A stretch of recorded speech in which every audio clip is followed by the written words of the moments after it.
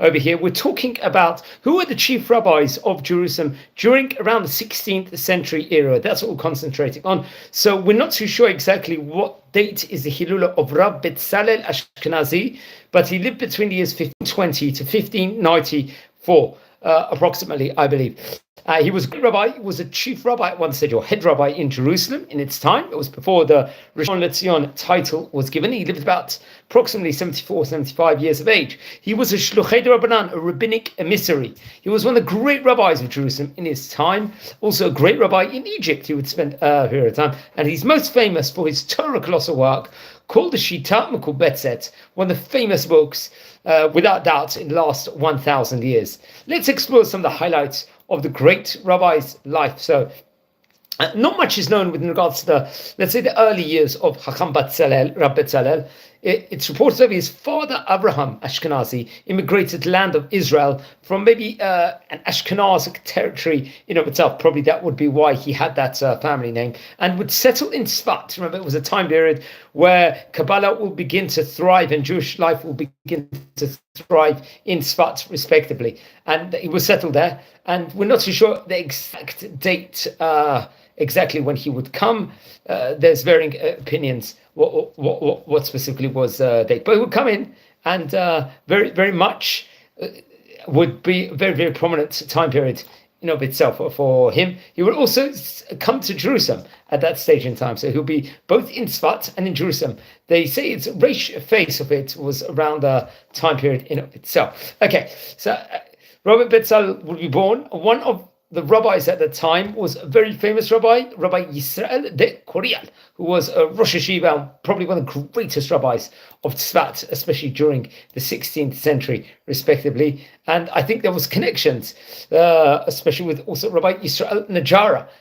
They were all the great rabbis of that specific kufa of time in the Tzfat territory. Tzfat, remember, is one of the four holiest cities in Israel, along with Tiberias, Hebron, and Jerusalem. And when he was still young, he would then go to Egypt for, I'm not so sure what the reason was in itself. Apparently it's not so well known, and it would settle there. In Egypt, Rabbi Betzalel will learn with a famous rabbi, the Radbaz, Rav David ben Shlomo ibn Zimra, who he himself would actually become, let's say, a head rabbi in Jerusalem at a later stage, which we mentioned about, or he would be at one stage of his life. He was also the chief rabbi of Egypt, I think, at that stage. The Radbaz would emigrate to Eretz Israel, and Rabbi Betzalel would end up taking over the leadership of the community in Egypt.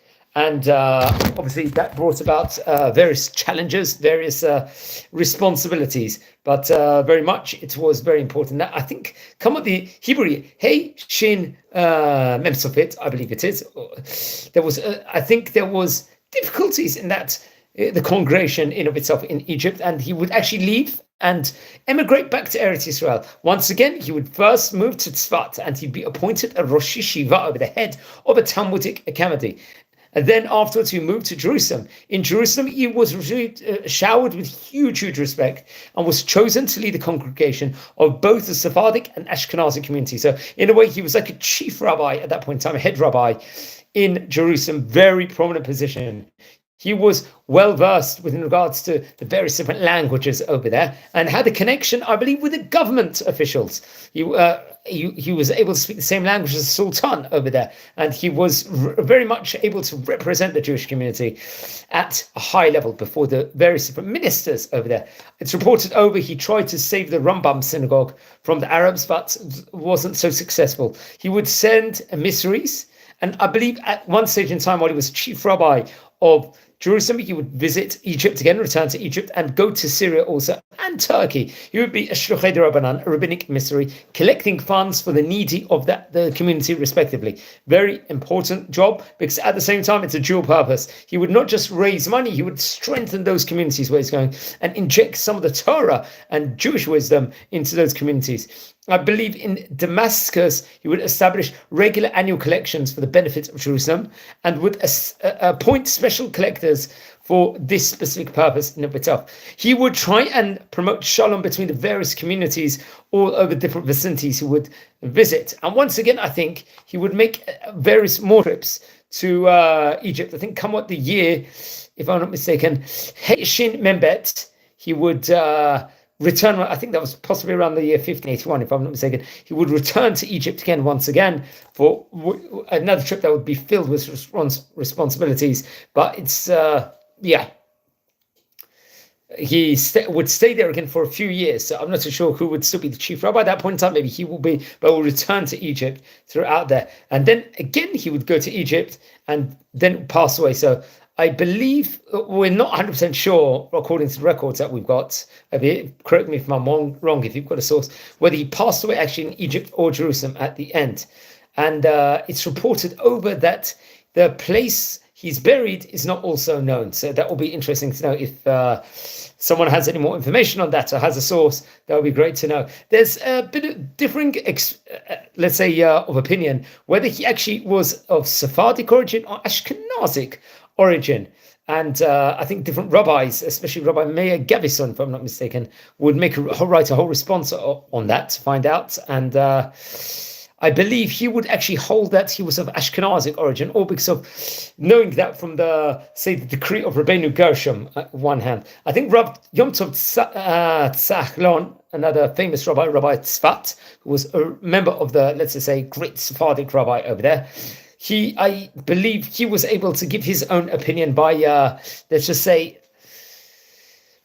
using other sources of what actually went on during that time, Ottoman time period in itself. So it could be he actually held that he was of Sephardic origin. But then I think there's another man, Eliyav Shochtman, if I'm not mistaken, a researcher of Hebrew and Judaism, would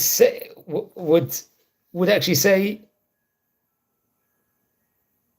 would have said possibly that he was actually of Sephardic origin. But I think another doctor who researchers actually holds that he was half Sephardic and half Ashkenazic, which is very interesting. Let's explore some of the famous Torah works that he actually wrote, most notably the book called the Shitat Makubetset.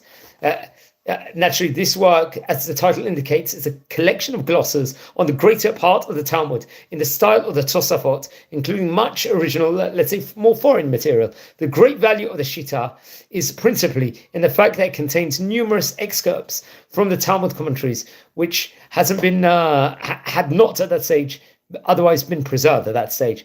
Rabbi Ashkenazi himself wrote only short marginal annotations in his edition of the Talmud. I think there was a student of his, Rabbi Shlomo Adeni, who passed away in 1625, edited annotations in the commentary to Kodashim as it exists today in both versions. I think there's a vast quantity of the original material. It's actually interesting. This book contains expositions of the Talmud taken from the works of great Spanish rabbis, including Nachmanides, and also the famous Rabbi Rav Shlomo ben Abraham ibn Aderet, also Rabbi Yom Tov Svil, another great rabbi, the Ritzvah, also popular known as Rabbi Abraham ben David, or the Rabbad, Rabbi Baruch ben Shmuel, or Baruch of Mainz, respectively, and Rabbi Isaac Chinon. These were great rabbis, and the study of the Shita is particularly valuable for the understanding of the Tosafot, great rabbis, because the work contains some of the older and unedited Tosafot, besides glosses, let's just say, of Rav Asher ben Jehiel, or popularly known as Rabbeinu Asher, and the disciples of Rav Peretz ben Eliyahu are contained. Now, he wrote other works also. I believe he's the author of collection of various different responsa, which was printed in Venice in the year 1595. His methodology of the Talmud and his marginal notes to the Jerusalem Talmud, I think, are still extant, reported over, especially at the time of the Chidah, Rabbi Chaim Yosef David Azulay. And I think it's preserved in a manuscript in Jerusalem. It is reported over, which is very interesting. I'd recommend everyone to actually look into that most famously. A few more things that we could add within regards to the great rabbi. At that point in time, he was very well traveled. He must have been to Egypt back and forth maybe many, many times. I think, it's actually interesting. There was other highlights we could say during his time period in of itself. I think in 1587 there was a dispute occurred in Jerusalem over the extent to which scholars not engaged in business should contribute to taxes paid by the Jewish community to the Pasha over there. And Rabbi Ashkenazi, together with several other rabbis, took the stand that Jewish scholars, being usually impelled by love alone to immigrate to the land of Israel and being scarcely able to support themselves, should be relieved from all taxes. That was one of the opinions he would have during his time. Yeah, so just going back to some people would have, to his origin, some people would have held that he came from German descent. Obviously, most of his life was spent in Egypt.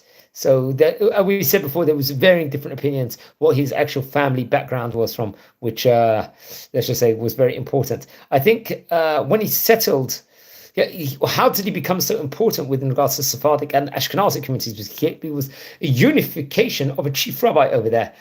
And during the time period, he would be the chief rabbi. The conditions in Jerusalem were very, very difficult. And that was let's just say maybe partly because there was various different issues within the communities in of itself. And we should really, I would recommend everyone to look and learn more into that. So he tried really to make shalom in the community and try to make embracement. Now, friends, we're a community over here. We're learning about the great Oriental rabbis of yesteryear. We are talking about Rabbi Betzalel Ashkenazi, who was a chief rabbi of Israel, of Jerusalem, let's just say before the Rishon LeZion status. He was a rabbi of Rabbi Isaac Luria and Rabbi Shlomo Adeni, very, very prominent, great, probably the greatest Kabbalist in its time. Very interesting. The famous rabbi of his generation was, along with him, was Rabbi Yisrael Najara, very great rabbis. His rabbis included the Radbaz and Rabbi Yisrael Di Koral. So very, very interesting. Now, friends with community, please subscribe to the channel. We're nearly on 6,500 members. If anyone's interested in watching these videos, share the videos to other people also. And also, we look over the library, the archive of different rabbis we did. And if you descend from any of the great Chachamim, let me know. I'd love to hear more. Thank you very much and have a great day.